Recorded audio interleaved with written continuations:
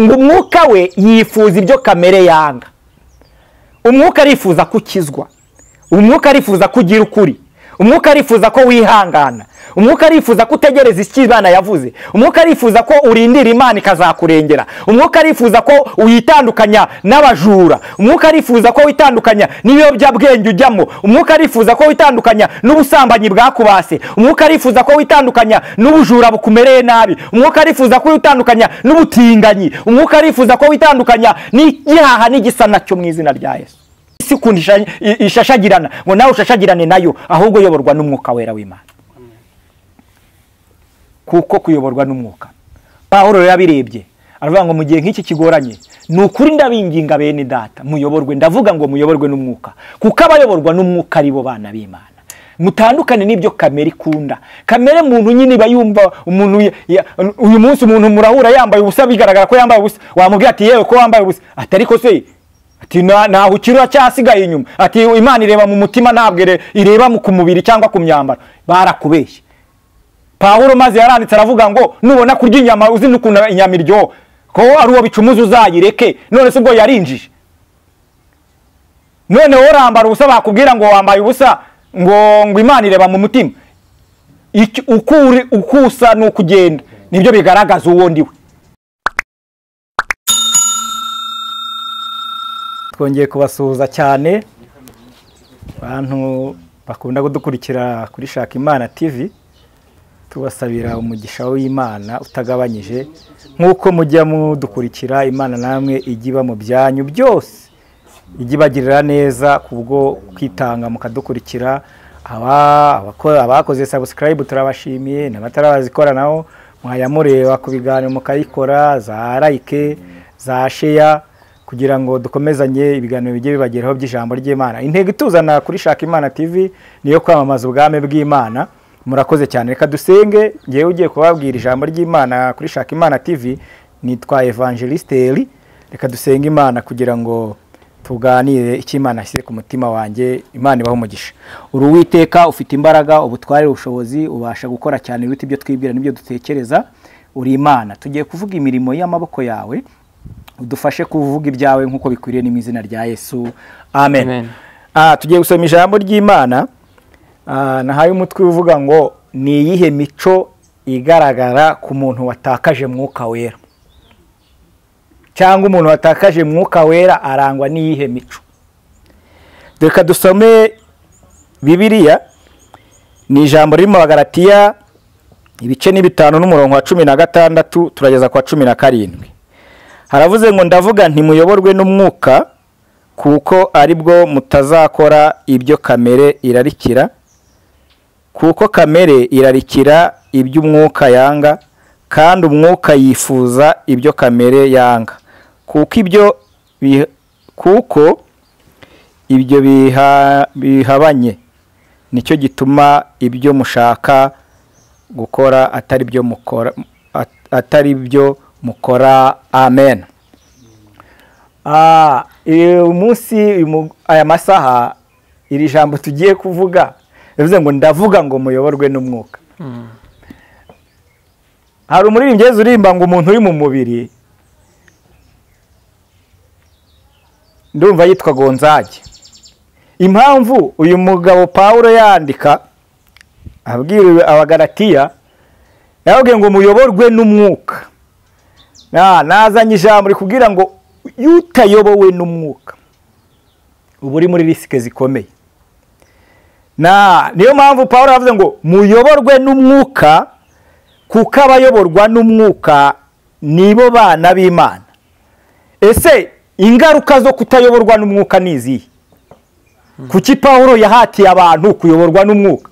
Utayoborwa n'umwuka ni izihe ngaruka ahura nazo? Reka tuzivuge. Iyo utayobowe n'umwuka akenshi ntuhugurika. Uwo mukristo uzamubwira nuko adahugurika. Umugabo utayobowe n'umwuka wera kubaka urugo adafite kuyoborwa n'umwuka wera, adafite ubumuntu, ntibijya bishoboka. Umugore utafite kuyoborwa n'umwuka wera, iyo umubwiye ngo wambaye nabi arakubwira ngo waratakaye. Umugabo utayobowe n'umwuka wera, iyo umubwiye ngo ibyo ukora sibyo akwereka ko uri umuturage wasigajwe inyuma n'amateka. Umukobwa utari mu mwuka, utayobowe n'umwuka wera, iyo umubwiye ngo dore bambara gutya, arakubwira ati ibyo ni iby'abaturage. Pawulo rero abirebye abwira Abagalatiya, aravuga tumva Abagalatiya bakundwa b'umusaraba, muyoborwe n'umwuka, kuko umwuka yanga ibyo kamere birarikira. Kamere ya muntu irarikira ibiki? Umuntu kubera ko ari umuntu, kamere usanga irarikiye ubusambanyi. Niyo umubwiye ngo gusambana ni bibi, akubwira ko wari ukuri umuturage cyangwa nta bushobozi bw'amafaranga ufite bwo gukora ibyo byaha. Ariko Pawulo arebye aravuga ati aba bantu nintababwira kuyoborwa n'umwuka, bazasenga ariko n'ubundi bazakora ibyaha. Kuko iyo utayobowe n'umwuka n'ubundi urasenga ariko ugakora ibyaha. Ariko iyo uyobowe n'umwuka, umwuka acyaha ibyaha. Imana ishimwe.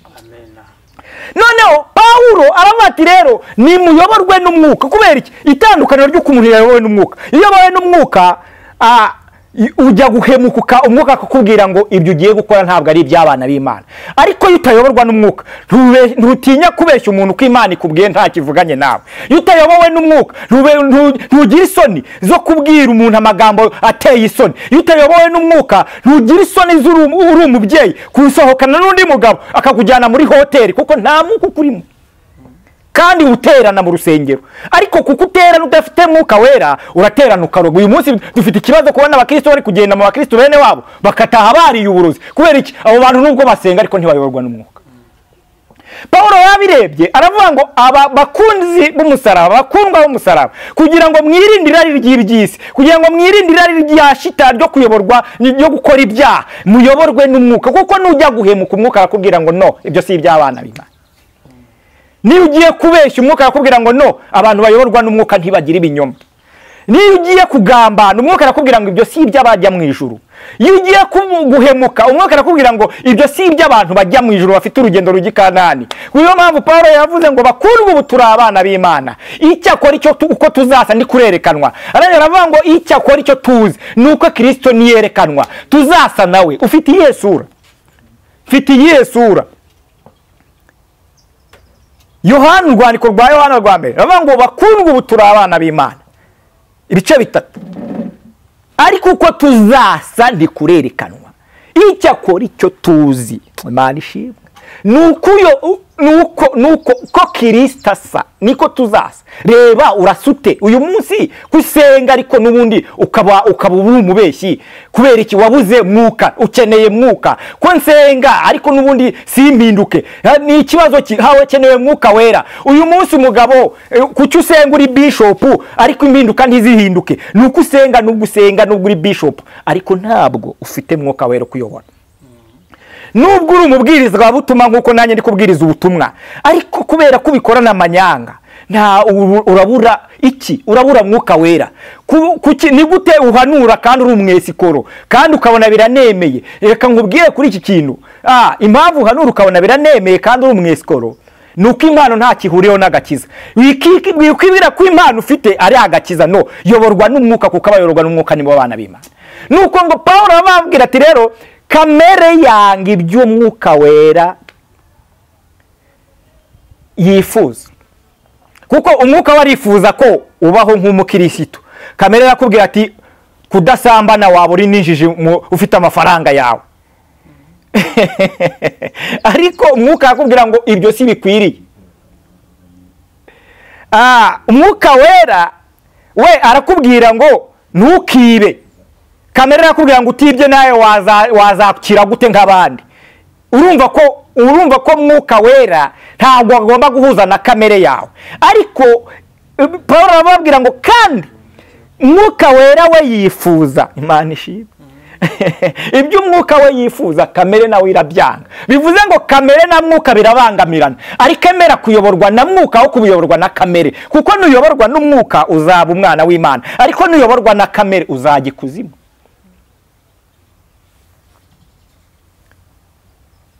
Ese urugo rwawe urakeka ko rwakomera utayobowe n'umwuka? Reba abagabo bari hanze aha uko bari gukukururira kujya mu busambanyi no mu kujya mu maraha no kugusohokana. Hari n'igihe wenda mu rugo rwawe haba harimo ikibazo cy'ubukene shitani cyangwa si na shitani, kuko bijya bibaho ko umuntu ashobora kwinjirwa n'ubuzima. Ubanze urebe abo bantu ko bari kukubwira ibyiza nonaha, kubera ko bari kuyoborwa na kamere, kandi bakaba bagiye gusenya iby'umwuka akunda, ko bagiye gusenya ya mpano yo gusenga ari kurimo, bagusohokanye ukajya gukora ibyaha by'ubusambanyi, bakubeshya ngo baragukunda kandi ntawe wagukunda kurusha uwakurambagije. Uwo ni shitani, ni kamere ya mubiri. Vayo wa mubyeyi, vayo wa mukobwa we, nyurwa n'ukuri, nyurwa n'ubuzima umugabo wawe mubanyemo, nyurwa n'ubuzima umugore wawe mubanyemo. Abakubwira ngo ngwino tuguhe ibi, bari gushaka kugukuramo icyo Kristo yaguhaye. Bashaka kukwambura nka kwa kuri Naboti n'uriya mugabo yashatse kumunyaga uruzabibu we. Cunga sana, cunga urwo ruzabibu. Iyo bakubwira ngo ngwino tuguhe ibi, ibyo umugabo ataguhaye umugore ataguhaye si ibyawe, tegereza Imana izaguha ibyawe. Reka twubake ingo z'Abanyarwanda. Uyu munsi abantu urubyiruko kugira ngo rubone akazi keza bari kubwira ngo ngwino tujye turya dukora ibyaha by'inshimisha mubiri, kandi yari umuririmbyi, yari umurokore, aho gutegereza icyo Imana yavuganye nawe agahita yumva ko kamere ye nyine, kubera ko ashaka telefone nziza, kuko ashaka kwambara smart, kuko ashaka kuba ari umutunzi, akumvira kamere, kandi ibyo kamere irarikira. Mwuka arabyanga. Garukiraho mwene data, garukiraho yukumvira kamere, ahubwo umvira umwuka wera. Wa mugore we yukumvira kamere, umugabo wawe araguhagije, umugabo wawe niwe ugukwiriye. Abakubwira ngo uzaze tujye kurya inkoko, Imana nawe izaguhira utunzi, n'uwo mugabo agusohokane. Reka gukuraho uruzabibu, uruzize inkoko, uzize ifi yo muri bara cyangwa hoteli, uzize akabenzi se, uzize se wenda imyenda na telefone bihenze, kandi bagiye kugukuraho uruzabibu. Kandi kubitakaza biroroshye, ariko kurugarura ntibishoboka.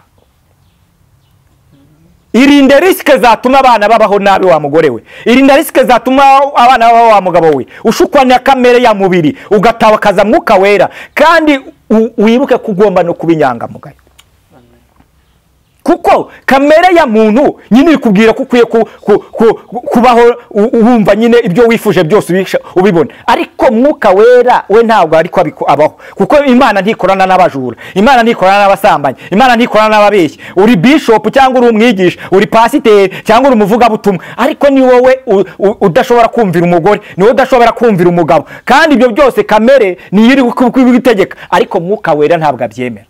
Garukira mwuka wera. Wowe nk'umuntu nkurikiye, garukira mwuka wera kuri Shaka Imana TV.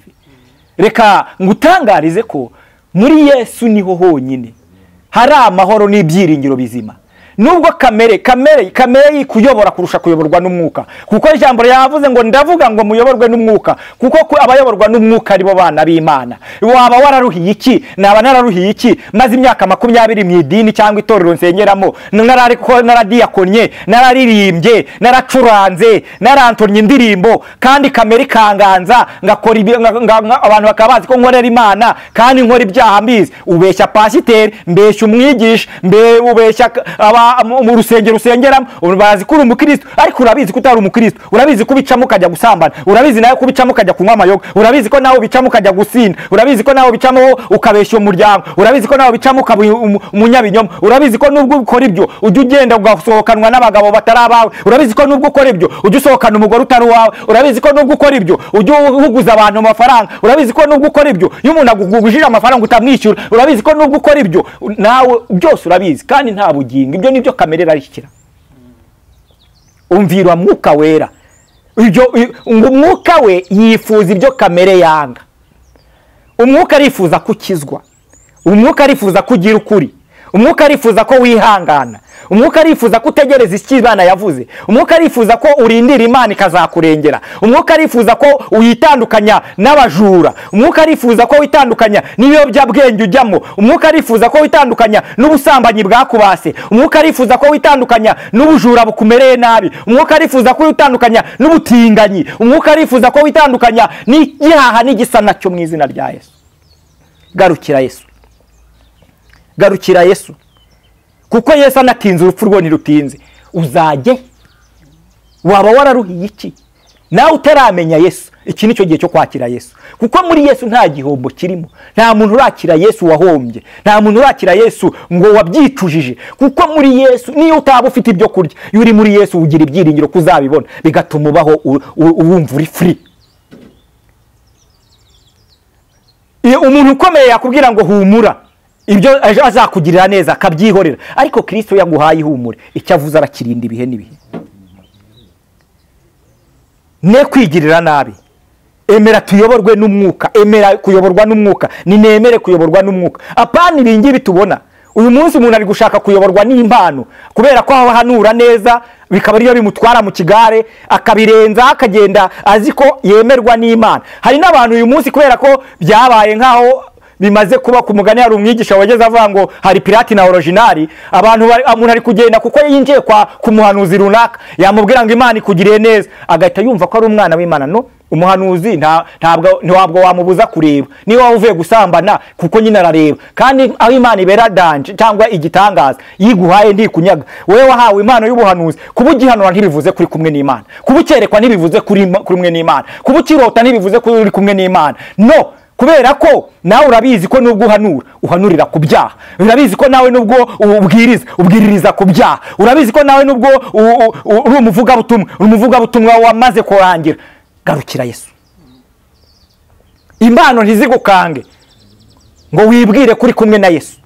Impano nawe uza gusengerwa uvuye ibunaka ngo usanze umuhanuzi, kuba kubwiye ibyawe ntibivuze kuri kumwe n'Imana, ntibivuze ko Imana ikwemera, ntibivuze kuri mu ruhande rw'Imana, ahubwo nyine umuhanuzi arareba nyine, ntari businzire ngo abure kubona ibyawe. Kuba Imana ikubwiye ngo mwana wanjye, abikoreshejwe n'ijwi ry'umuhanuzi, ntabwo Imana ariko sibivuze ko uri umukiranutse. Garukiraho, we kuyobywa n'uduhenda abana, we kugenda ugendera mu kigare kandi nawe uzi kuri mu kigare, urabizi ko nubwo uje guhanuza bakubwiye ibyawe koko, ariko ntibivuze kuri umukristo. Nawe ufite impano uhanura, nubwo urabizi ko ufite umugore wa kabiri nubwo uhanura, urabizi ko nubwo uri pasiteri cyangwa umushumba cyangwa umukristo, ujya urara mu rugo rw'undi ukabeshya umugabo ko waraye ku kazi. Garukira aho, Imana yarakubonye. Urabizi ko nawe ujya urara muri bindi byose ukabeshya umugabo wawe cyangwa umugore wawe ko waraye mu kazi cyangwa ari wahawe misiyo y'akazi kandi warasohokanye n'abandi bagabo. Garukira aho, ubeshya umugabo ntiwabeshya Uwiteka, Imana yarakubonye. Urabizi neza ko ese ubundi shitani waretse kumvira kamere ijyana mu rupfu. Hari igihe n'ibyo byaha urimo shitani azabigutsindamo ukabura ubugingo, kandi warakoze, waratanze amaturo, waratanze ibya 10, wari umuntu urepeta, ibaza amafaranga wa korari zica, ibaza amatike wagiye utegesha ugiye muri repetition, ugiye gukererwa amateraniro, byose bigapfishwa nuko wemeye kuyoborwa na kamere. Vayo uyoborwa na kamere, yoborwa n'umwuka wera, ukorera Imana by'ukuri, kuko Imana izaduhemba. Imana izaduhemba, kandi abasenga mu data mu kuri no mu mwuka. Iki nicyo gihe kigeze ngo Imana ibibuke, nicyo gihe kigeze ngo Imana ibatabare. Yureba isi kundisha ishashagirana ngo nawe ushashagirane nayo, ahubwo yoborwa n'umwuka wera w'Imana. Kuko kuyoborwa n'umwuka, Pawulo yabirebye aravuga ngo mu gihe nk'iki kigoranye, nukuri ndabinginga bene data muyoborwe, ndavuga ngo muyoborwe n'umwuka, kuko abayoborwa n'umwuka aribo bana b'Imana. Mutandukane n'ibyo kamere ikunda. Kamere muntu nyine bayumva umuntu uyu munsi umuntu murahura yambaye ubusa, bigaragara ko yambaye ubusa, wamubwira ati yewe ko wambaye ubusa, atari ko se ati naho ukira cyasigaye inyuma, ati Imana ireba mu mutima ntabwo ireba ku mubiri cyangwa ku myambaro. Barakubeshye. Pawulo maze yaranditse aravuga ngo nubona kurya inyama uzi n'ukunda inyama iryo ko ari uwo bicumuza uzayireke. None se ubwo yarinjije, none worambara ubusa bakubwira ngo wambaye ubusa, ngo Imana ireba mu mutima. Ukusa n'ukugenda nibyo bigaragaza uwo ndiwe, ibyo uvuga n'ibyo nkora nibyo bigaragaza uwo ndiwe. Nanone birivuga ngo muzabamenyera ku mbuto zabo, muzabarebera ku mbuto zabo. Yushaka tukwita umukirisitu cyangwa tukubona kuri umukirisitu kandi bizwi kutariwe. Isezerano Kristo yadusigira avuze ngo mukundane kuko nanjye nabakunze. Nyuma y'urukundo nta kindi gihari. Amafaranga ufata ukayarya wenyine, tuwe ku mutunzi warayobye, nako ku muturanyi nujya ugaburira abaturanyi abashonje n'abo hirya. Amafaranga dutanga mu bintu bitandukanye kugira ngo abantu batubone yafashishe abashonje. Ubuzima abantu tubayemo uyu munsi impamvu abantu bashonje kandi wowe urya, dukosora ibintu, kuko nutagira urukundo nta bugingo buhari, nutagira urukundo nta juru rihari, nutagira urukundo ntuzigeze uzareba ubwami bw'Imana. Ibindi twiga biri nubwo bitari bibi nibyo kudufasha, ariko umusinge w'ubugingo buhora ni ukugira urukundo. Kunda mugenzi wawe nkuko bikunda. We gutunga ibintu bya mirenge kandi ubona hari n'uwo bari gusohora mu nzu. Ese ubwo n'uyu utunze inzu 20 utanarihira n'umuntu n'ukwezi cyangwa umubumbire n'akazu gatoya n'akabemo kandi ngo uri umukristo kandi uri kujya mu ijuru, Bibiliya ntizakubaza ibiryo wariye. No, Imana nako mumbabarire ntizakubaza ibiryo wariye, izakubaza ahubwo ibyo wagaburiye umuntu. Imana ntizakubaza imyambaro myiza wambaye, izakubaza ahubwo nawo wambitse. Imana ntizakubaza firigo nziza watunze mu mazu, ahubwo izakubaza umukene cyangwa umwana w'imfubyi wambitse. Muze dukora imirimo itarangirira mu isi, ahubwo dukora imirimo ifite urwibutso mu ijuru. Ibyo bizatuma n'itorero ryunguka n'igihugu cyunguke, kuko ubayeho uri umukristo nta muntu ufasha, usura umukristo wandi. Ubayeho amafaranga menshi uyajyana ku idini ugafata mikrofone kugira ngo tukubone, kandi wasize umuturanyi wawe ashonje, wasize umwana w'umuturanyi wawe yambaye ubusa ugahita wemeza miliyoni cyangwa nari hasi yayo. Uko siko gukorera Imana. Cyakora idini urarikorera pe barakubonye, ariko Imana irakunenga. Garukiraho tuyoborwe n'umwuka, kuko abayoborwa n'umwuka ari bo bana b'Imana. Narinje kubabwira ngo muyoborwe n'umwuka, kuko abayoborwa n'umwuka ari bo bana b'Imana. Murakoze, reka tusoze. Imana ibahe umugisha, niryo zina ryawe. Narinzanye ijambo rivuga ngo tuyoborwe n'umwuka, kuko abayoborwa n'umwuka ari bo bana b'Imana. Reka abantu bawe bayoborwe n'umwuka, bayongere basure baryamye bagenda bumva ijambo ryawe ribakangura ribagarura mu gakiza k'ukuri, ni mu izina rya Yesu. Amen.